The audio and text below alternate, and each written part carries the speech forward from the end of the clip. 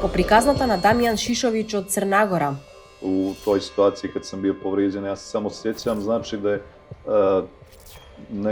neki elektromotor otprilike težine negdje 170 kg, znači zajedno sa svim tim teretom završio meni u potiljak, znači u taj potiljačni dio i udario sam znači u dio skele.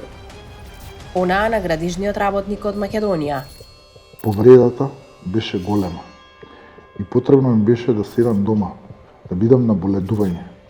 Затоа заминав на лекар, кај матичната, каде што дознав дека за мене веќе нема здравствено осигурување. Се јавив кај газдата.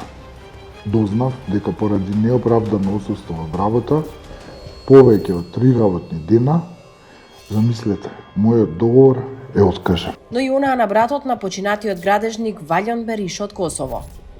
И повеќе од јасно е дека Законот за безбедност и здравје при работа не е избор, туку обврска. Одговори повторно бараме од Инспекторат за труд, но и од Фонд за здравствено осигурување, затоа што Работодавачите се должни, согласно закон, да обезбедат не само достоинствени услови на работа, туку и безбедни услови за работа на работното место на секој работник.